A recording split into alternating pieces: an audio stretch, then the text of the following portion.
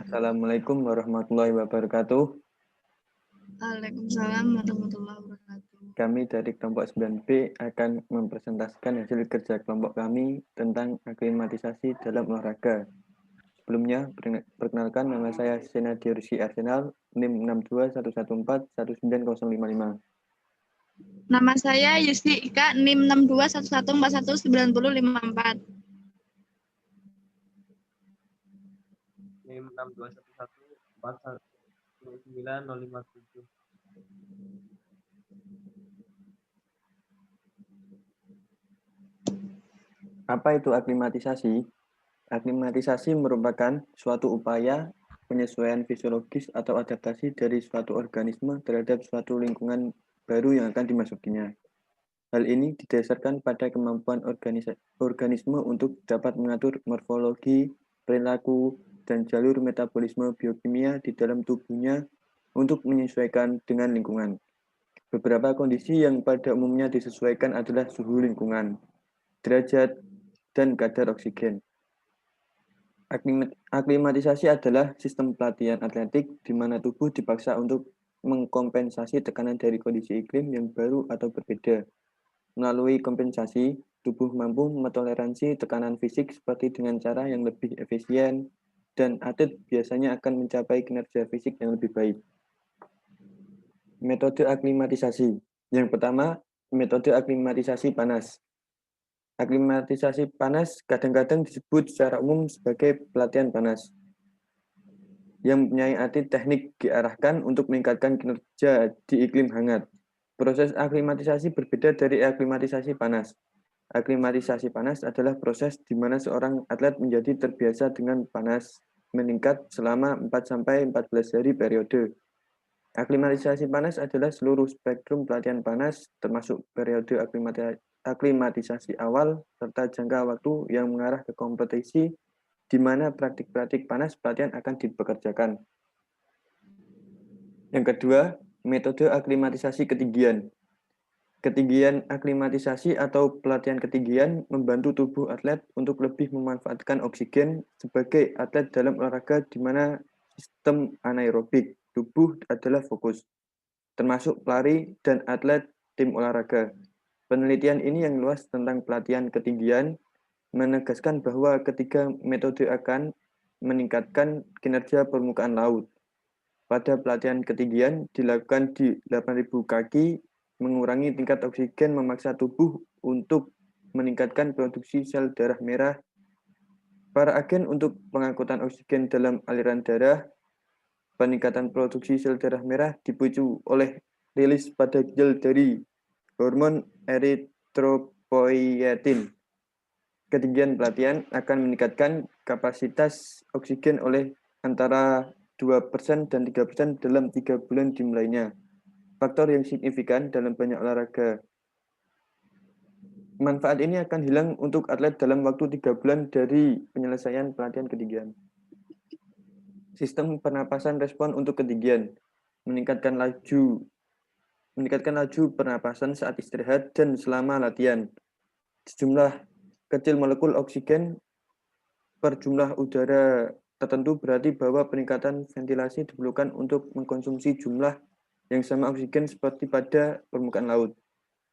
Difusi oksigen berkurang pada pertukaran oksigen permukaan laut dari paru-paru ke darah. Ke darah adalah tanpa hambatan dan komponen pembawa oksigen darah hemoglobin adalah sekitar 98% jenuh dengan oksigen. Seperti meningkatkan ketinggian dan tekanan parsial oksigen di udara turun, demikian juga gradien tekanan antara oksigen di paru-paru dan darah. Hal ini mengurangi saturasi hemoglobin menjadi sekitar 90-92% pada 2439 meter. Akibatnya, melewati kurang oksigen berdifusi dari paru ke darah. Gradien difusi pada jaringan yang aktif menurun sebagaimana disebutkan di atas. Oksigen melewati dari paru ke darah karena gradien tekanan. Selanjutnya, mekanisme pengaturan suhu tubuh manusia. Yang pertama yaitu mekanisme tubuh mempertahankan keseimbangan suhu internal yang disebut termoregulasi. Termoregulasi ini sangat efektif dalam pengaturan suhu tubuh di bawah kondisi normal. Termoregulasi bisa saja tidak dilaksanakan tugasnya dengan baik ketika seseorang terpapar oleh suhu panas maupun dingin. Yang kedua, suhu tubuh yang konstan bergantung pada kemampuan seseorang untuk menyeimbangkan antara produksi panas tubuh akibat metabolisme dalam tubuh dan suhu lingkungan dengan jumlah panas yang dilepaskan. Fungsi dari sistem pengaturan suhu tubuh yaitu pusat suhu tubuh atau thermoregulator center terdapat di hipotalamus yang berfungsi sebagai koordinator informasi yang masuk melalui sensor untuk kemudian memberikan reaksi lanjutan. Yang kedua, reseptor suhu atau termoreseptor. Reseptor sensoris terbagi menjadi dua, yaitu pada hipotalamus dan reseptor tepi yang terdapat pada kulit. Sangat stimulus suhu panas dan dingin dan memberikan input pada pusat pengaturan suhu yang terletak di sistem saraf pusat. Suhu tubuh manusia normal. Rata-rata suhu tubuh manusia normal berkisar antara 36,5 sampai 37,5 derajat Celcius. Mekanisme pengaturan suhu tubuh dapat dibedakan menjadi proses fisik dan proses kimiawi. Prinsip kerja pada pengaturan fisik adalah dengan melakukan pengaturan tahanan pada aliran panas. Kemudian, sedangkan mekanisme kerja pengaturan secara kimiawi adalah dengan melakukan pengaturan pada laju metabolisme tubuh. Suhu ini memiliki korelasi positif dalam proporsinya secara langsung dengan jumlah panas yang disimpan. Sistem pengaturan suhu menggunakan 3 mekanisme penting untuk menurunkan panas tubuh ketika terlalu tinggi. Yang pertama, vasodilatasi. Pada hampir semua area tubuh, pembuluh darah kulit berdilatasi dengan kuat disebabkan oleh hambatan dari pusat simpatis pada hipotalamus posterior yang menyebabkan vasodilatasi penuh akan meningkatkan kecepatan pemindahan panas ke kulit. Yang kedua, berkeringat. Peningkatan temperatur tubuh 1 derajat Celcius menyebabkan keringat yang cukup banyak. Pembentukan panas, mekanisme yang menyebabkan pembentukan panas berlebihan, seperti menggigil dan termogenesis dihambat dengan kuat. Mekanisme pengaturan suhu tubuh ketika tubuh terlalu dingin. Yang pertama yaitu vasokonstriksi kulit di seluruh tubuh yang disebabkan oleh rangsangan pusat simpatis hipotalamus posterior. Yang kedua, piloereksi rambut berdiri pada akarnya. Rangsangan simpatis menyebabkan otot efektor pili yang melekat ke folikel rambut berkontraksi yang menyebabkan rambut berdiri tegak. Yang terakhir, peningkatan pembentukan panas oleh sistem metabolisme yang meningkatkan dengan menggigil rangsangan simpatis, pembentukan panas dan sekresi tiroksin. Selanjutnya,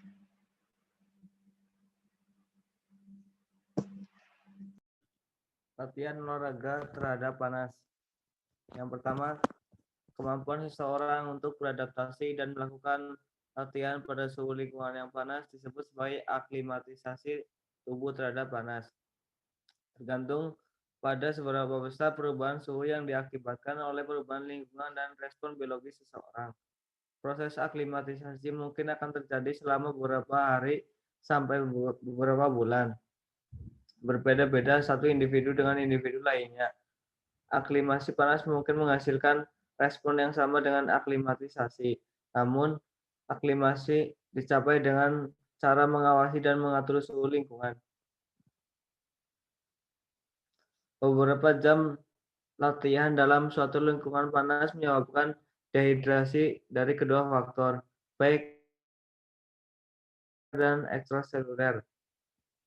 Di dalam proses aklimatisasi, seseorang kehilangan air dan mulai berkeringat, mencapai 3 liter per jam selama latihan keras dan rata-rata hampir 12 liter pada hari-hari biasa.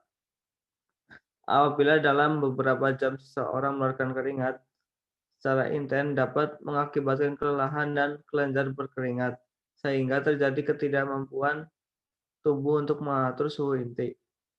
Satu metode lama yang masih sering digunakan untuk membantu tubuh dalam rangka beraklimatisasi adalah dengan meletakkan handuk di kepala. atau mandi beberapa saat sebelum pertandingan sebagai upaya memfasilitasi proses perpindahan panas secara konduksi. Satu-satunya potensi pengecualian untuk proses evaporasi tubuh seseorang yang beraklimatisasi dapat ditopang dengan pergantian cairan dalam jumlah yang cukup. Tujuan pergantian cairan. Tujuan pergantian cairan yang utama akan memelihara plasma sehingga peredaran dan berkeringat dapat dilaksanakan pada tingkatan normal. Mengkonsumsi cairan selama latihan dapat meningkatkan aliran darah ke kulit untuk mendinginkan dengan lebih efektif dan tidak terikat pada perubahan di dalam volume plasma. Aklimatisasi terhadap panas oleh tubuh biasanya terjadi dalam kurun waktu 7-14 hari. Karena efek utama terjadi selanjutnya karena efek fisiologi utama latihan olahraga terhadap cuaca dingin. Suatu studi telah memperlihatkan bahwa ketika seseorang melakukan aktivitas atau berolahraga dalam suhu lingkungan yang dingin, pada umumnya mereka akan berlatih pada intensitas tertentu yang akan mempertahankan panas tubuh yang dihasilkan oleh proses metabolisme agar tidak terlalu banyak cairan yang keluar dari tubuh. Oleh karenanya, lebih baik jika aktivitas dan latihan tersebut tidak dilakukan di luar ruangan atau di alam terbuka.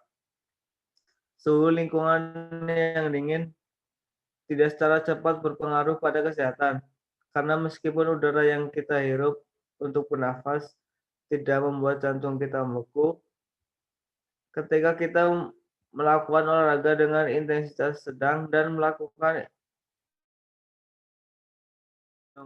dari lingkungan dengan suhu rendah saat mencapai jantung, suhu udara yang kita hirup sudah mengalami perubahan suhu dan menjadi hangat. Bila kita harus melakukan latihan dan pertandingan di luar ruangan atau di alam terbuka, berikut adalah hal-hal yang perlu diperhatikan. Yang pertama, pada saat volume paru-paru tinggi yang terjadi pada saat olahraga dengan intensitas yang tinggi. Ketika kita mengkonsumsi udara melalui mulut dan suhu lingkungan yang sangat dingin, dapat menyebabkan terjadinya iritasi pada mulut, faring, trakea, dan bahkan bronkus. Hal tersebut dapat dicegah dengan menggunakan penutup hidung dan mulut untuk menahan air terkandung dalam ekshalasi pernafasan kita. Hal tersebut dapat membuat nafas berikutnya lebih lembab dan hangat. Meskipun kebanyakan orang mampu melakukan intensitas latihan tertentu untuk mempertahankan pengeluaran panas, jika kelelahan terjadi pada sesi latihan yang cukup panjang, intensitas latihan mengurangi kemampuannya untuk memproduksi panas dan menekan. Yang ketiga, sebelum melakukan aktivitas di udara terbuka, pastikan bahwa kecepatan angin masih berada pada kondisi yang aman. Kombinasi suhu lingkungan dan kecepatan angin yang bersuhu kurang dari minus 22 derajat Fahrenheit merupakan suhu yang berbahaya untuk melakukan latihan. Bila suhu lingkungan sangat rendah, sebaiknya kita mengadaptasi latihan untuk dapat dilakukan di dalam ruangan. Yang keempat, menggunakan pakaian yang tepat adalah hal utama yang mengurangi besarnya persinggungan antara permukaan kulit dengan lingkungan sekitarnya. Berikutnya,